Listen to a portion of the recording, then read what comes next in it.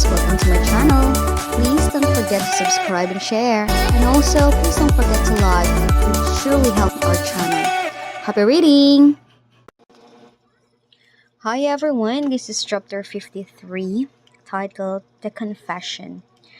Let's start reading. So, okay. Silent. Paano niya kaya sasabihin na siya yung mother niya? Natatanggap kaya ni Zhao? Her hand is covered with scars and calluses. Mhm.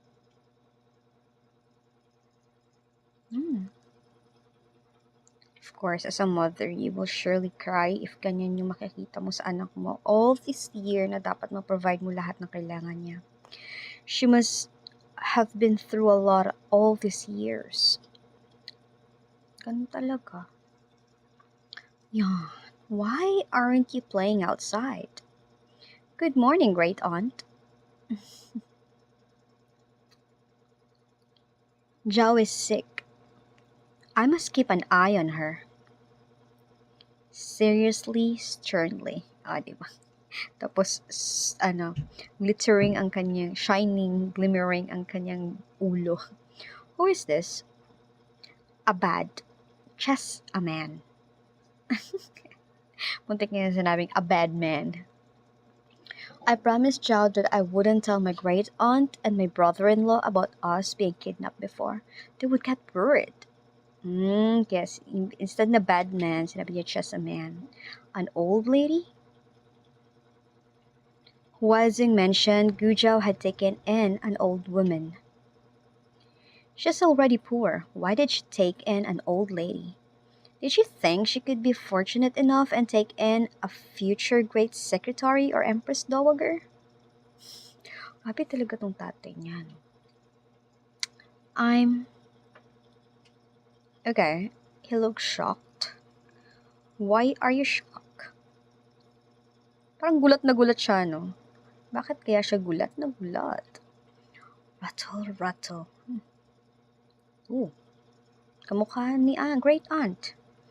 Empress. Oh, yeah.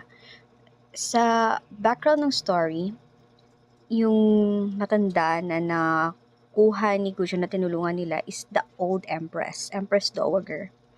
He's acting so strange. The question is, naalala niya kaya na siya si Empress Dowager? She's Empress Dowager. Grabe. Legs became weak.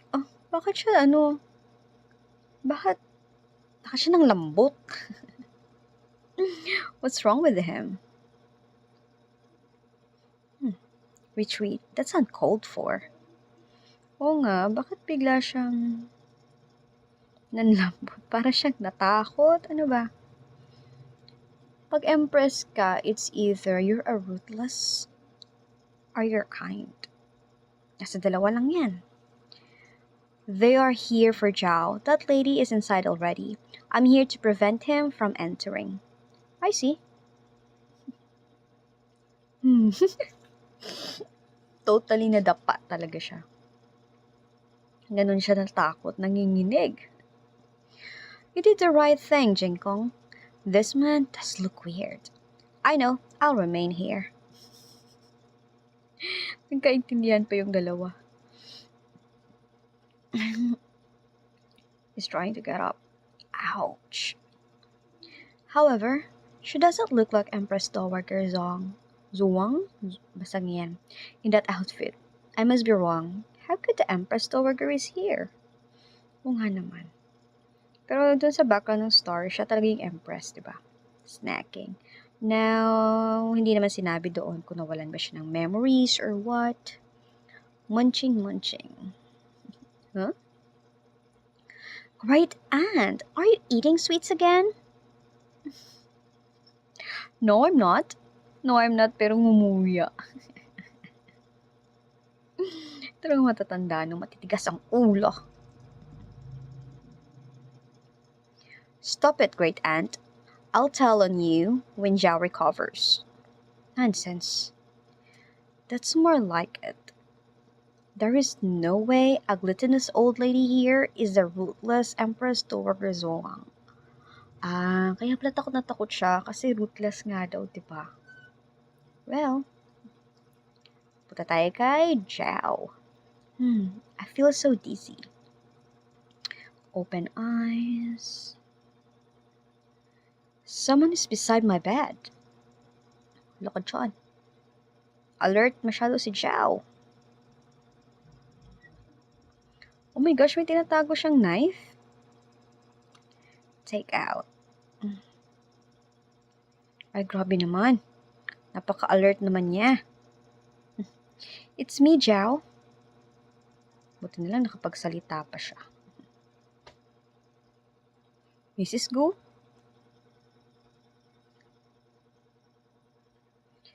Wow, that was scary. Ano ba hindi matatakot dun? Ikaw ba naman anuhan sa leeg ng patalim? I'm sorry, I didn't realize it was you. That's okay. How are you feeling? Nakangiti siya o hawakan niya sana. Stroke. Umilag siya. Ba't siya umilag? I'm sorry, I didn't mean to startle you. Withdraw. Kasi hindi naman kasi niya alam yung totoo, kaya huwag ka naman. My body is still burning hot, so I overexerted myself just now and hurt her by accident. However, she didn't care if she got hurt. Instead, she asked how I was doing. Cover. Ay, nasugatan pala talaga siya. I'm okay. How are you feeling, Zhao? Sugatan pala yung leg niya, oh. I'm also fine. What are you doing here, Mrs. Ko? Nothing special. I just want to see you. Dazzling. Silaw pa siya. Siyempre, kakagising niya lang, tapos may sakit pa siya. You just got poisoned, Mrs. Ko. You need to stay in bed and rest. I know. I have something to tell you today. Cares. Zhao? Sabihin na kaya niya? Ay, oo nga, sinabi niya. I'm your mother. You listen to me, Char. Charis lang. My lady, I'm okay. Where are the pastries I brought here. I put them on a stone table. Take. Bakit parang, ano nangyari? After sinabi niya. Parang flustered siya. I'm leaving now, ma'am. Please take care of Zhao. These pastries are for you. I made them myself. Speechless din tuloy si great aunt. Bakit kayo? Anong nangyari? Beer. Okay.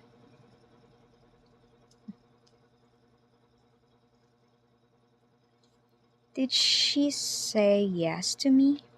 Distress. Only because of the pastries? Di naman, aalagaan niya din talaga. What did the girl say? The girl dapat sabihin, what did our daughter say? Ikaw talagang Marcos na to. Kulang sa salita. Okay, here comes the backstory 4 hours ago. Pagkasabi niya na, I'm your mother. You listen to me, charot. I'm your mother. Kay Zhao. Parang walang reaction si Zhao. If only you had come to me earlier. Like, half a year ago. Half a year ago, yung before siya dumating. Diba? Tama ba? Parang before sila nag-transmigrate. Your foster parents died 9 years ago. You got married and left your other family a year ago. 1 year pa lang pala naging mag-asawa si Zhao tsaka si ano. Pangalan ng asawa niya? Lin? Liz Wong, why did you wish we could approach you half a year ago? Yung nalunod siya, yung nagpalit sila ng body ni Zhao. Gurgling. Did something terrible happen half a year ago that we don't know? Oh, she's crying tuloy. She's trembling. Did you get hurt? Nagkapalit lang naman sila ng katawan. Okay. Paalis sila, pero dumating naman si husband. Nakita niya. Makilala niya kaya yan, na yan yung dun sa yung bata na teacher. Todd. Marcus of Zaudu. Zaudu, okay. No, how could that be? Dalawang beses na siya nagulat for this time. What are you looking at, my lord? Nothing. What a weird day. I run into an old village lady who looked like the Empress Dowager and a poor scholar with the same look as the Marquis of Zaudu. Weird. Nakita, napansin niya rin. Okay. Only Marquises in the capital can use that kind of horseshoe. People in that carriage couldn't possibly hear from me. Hindi naman. Si Zhao lang naman. Mr. Liu, please speed up a little. Zhao is sick. Concerned na concerned talaga siya kay Zhao. Got it. Mustahin naman natin si Zhao. Parang nagulat din siya. I see. I misunderstood the Marquis the other day. I thought he meant to insult me when he said he was my father. Di siya naniwala. That's not the point. He's a nuisance. He deserved that beating. Galit na galit talaga siya sa lalaking yan. However, the dream. Your family is here for you. Oo, napanaginipan niya, diba? Na nakauwi siya doon sa capital. If they had come earlier, you could have. In that dream, only the Marquis came to me. So... Okay, still the... okay. That would be the possible scenario kung hindi sila nagkapalit ng katawan. Lady Yao and Guyan never showed up. In that dream, no one in that family supported me, and I was like rootless grass. Kawawa naman siya nung kinuha siya ni Marcos, nung dinala siya sa capital. I was a daughter of the Marquis but lived like a total outsider. Siyempre, lumaki kasi siya sa labas. The Marquis loved Lady Yao. He couldn't possibly divorce her. War? What happened? I think Guyan must have died from heart disease before that. Okay, kasi wala siya. Walang maggagamot. Guyan's death was such a blow to Lady Yao that she died from mental illness or suicide later. I see. Okay, that would be the possible scenario. Kung hindi sila nagkapalit ng katawan. Ngayon, everything changes na nagkapalit sila. Interesting. So, let's see what will happen in the next coming chapters. Please don't forget to like and subscribe. See you in the next one. Bye! Thank you for reading with me, everyone.